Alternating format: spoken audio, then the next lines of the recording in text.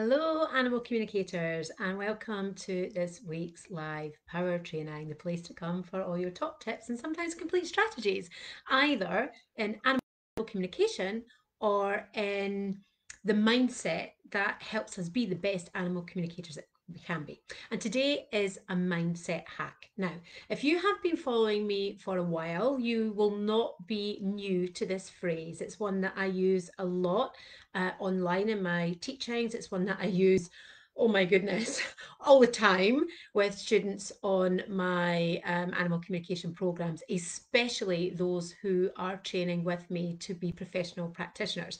And it is this: data, not drama. If you've got a notepad and pen, I encourage you to write that down. Data, not drama.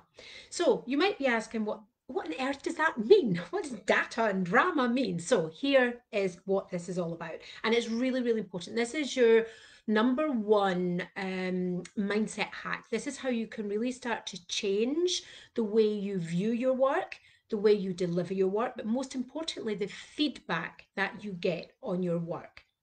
So, data. Data is factual information that you cannot argue with. Drama, that's the stories that we tell ourselves. That's the stories that spiral, the thoughts and the beliefs. And then you start to tell yourself that you're a rubbish animal communicator. You're no good at this. Why did I think I could make a difference for the animals? Why did I sign up to this program and I'm just completely utter crap at this? What was I thinking? That's drama. And I don't want you to be in drama.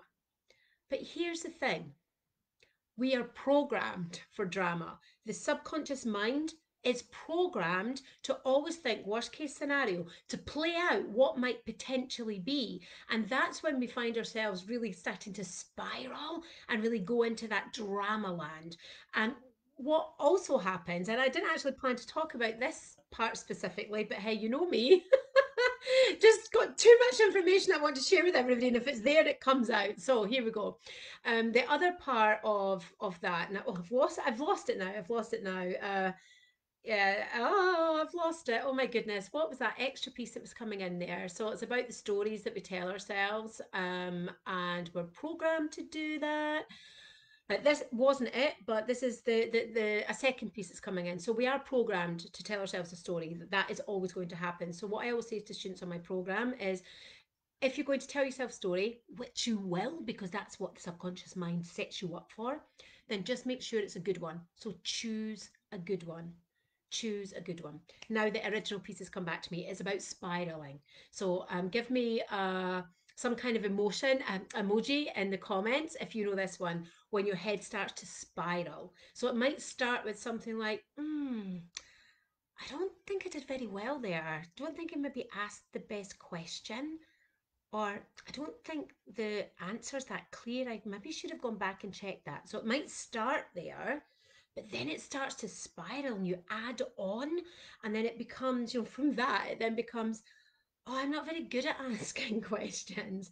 I've never been that great at asking questions, actually. Do you know what? I'm actually quite crap at asking questions. I'm really rubbish at that. Actually, I'm really rubbish at being an animal communicator. Why did I think I couldn't do this? So it's that spiral. So what we're doing when we get properly into the drama is that we are adding arms and legs. And we believe it to be true. So if you've got your notepad and paper, write that one down too. All those thoughts, stories, that's what we call it in the therapeutic world, they're stories. All the stories that you're making up are not true. They are just that. They are stories. They are beliefs and thoughts that you are choosing to connect with, to engage with, to even take on and believe. But that doesn't mean it's fact. It does not mean it's fact. And this is where we want to go back to the data. So right now you are in drama land. You've got all these stories going off about how rubbish you are, why you should never have started this. And then we want to move you to data. So what is the data? The data is the information that cannot be argued. And whilst in animal communication work, we are looking at verifiable information, validated information, and that's where we get the evidence of our competence. That's not always the place to go to when you are trying to get out of drama. It's one area you can go to, but you can also collect a different kind of data. And you can collect data around the feedback. You can collect data around your actions that you took and the actions that you perhaps didn't take, but hey, you're going to remember to take for next time. So don't just think about the data being your client verifying your feedback and letting you know what you got right and what maybe wasn't so correct. Let the data also be factual statements about what you're telling yourself. So if you're saying to yourself, I'm so rubbish at this, I'm not any good at asking questions, I don't ask good questions, I never know what to ask, stop. Step out the drama and look back your notes. Have you had occasions, even if it's just once, have you had occasions where you've asked a belter of a question that took you right to where you needed to go? If you have, that's data. That's data that neutralizes, the story that you've been telling yourself that you can't ask good quality questions. If another story you've got is around, why did I do this? Why did I think I could do this? I'm never going to be able to make a difference. Stop. Step out the drama, look for the data. And you want to look for the data. This is a whole other training. I'm not going to go into it here. It's so easy for me to do. And I was doing this with students on my program last night. So the brain will search. You want to send it off searching in the right direction. So look for the data that supports that you can do this work. Again, if you've done it once, that's still data. And if you've done it once, you can do it again and again and again. So you want to look for the data where you have helped an animal or helped a person with their animal. That's the data that you are set up to do this work. And again, any of the stories that you're telling yourself, you then want to just step out of that and start looking for the data that tells you otherwise. Because here's the other thing, one bad case study or one bad paid communication for a client doesn't mean that you cannot do this work. So that's the drama. Oh, I can't do this work. I'll need to give up my business, or I'll need to stop on this program, or I'm not going to sign up for any programs because I'm so rubbish. That's all drama. You want to come into the data and you want to really be asking yourself factual questions. I love Byron Katie's work, and she's got this statement that is simply this: is that true? Is that true? So that's what you want to ask yourself. Is that true? Is that really true that you cannot do this work? Is that really true that you need to give everything up because you've had one bad session? So here's the thing, we can all have a bad session. Do you know what? It's because we're human. We're human and we live a human existence. Sometimes we get it wrong.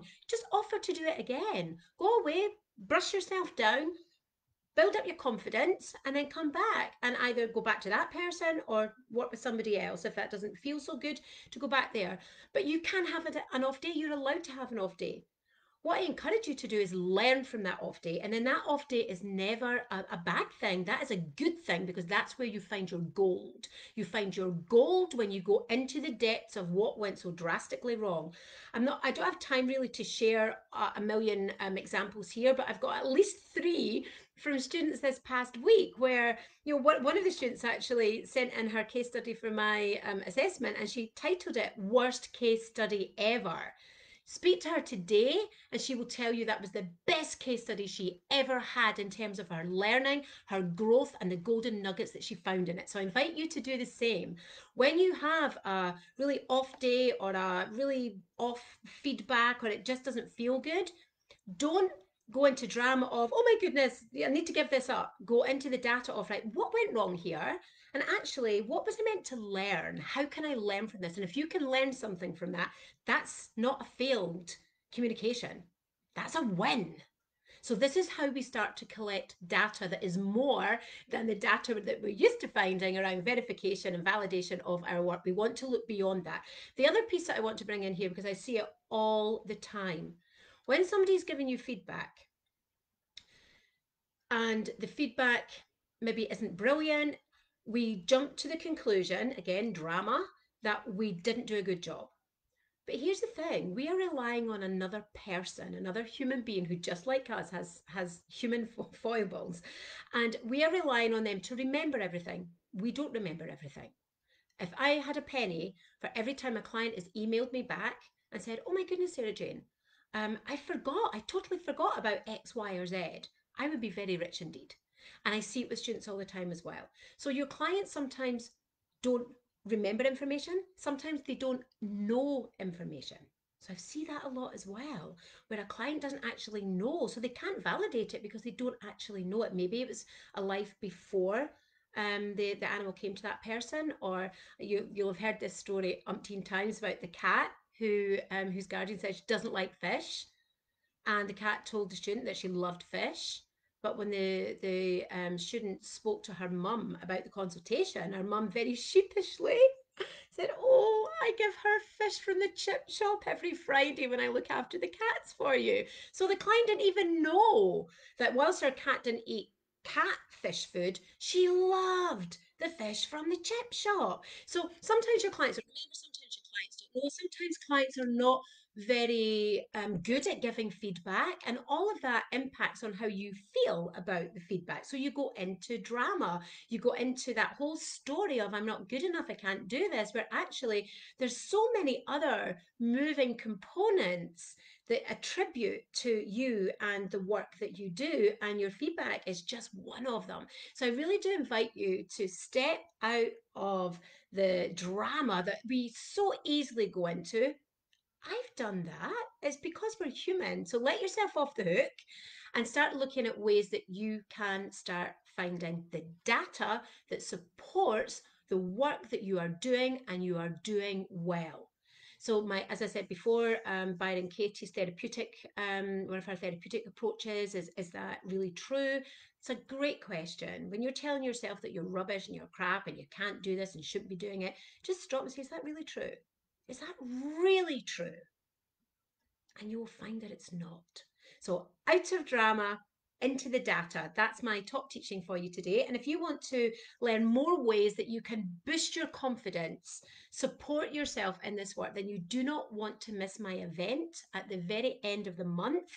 It's actually the beginning of October now, first, second, third of October. You don't want to miss it. If you want to join me there for a real deep dive on all things confidence boosting in your animal communication, type me in the comments below. If you typed me in last week's post, I've got you covered. I'm just a bit behind on getting everything out. It's been really, really busy here. We've got students coming over the professional practitioner line. We've got missing animals, injured animals, distressed animals. So that's where my time goes first, always. So I just haven't had time to get all the stuff together in the way that I'd want to. So if you've already typed me last week, know that I've got you covered. And if you didn't see last week's video but you want in, then just type me in the comments here and I'll reach out to you with all the juicy information when it's ready to go. Until next time, take amazing care of yourself, and as always, keep communicating.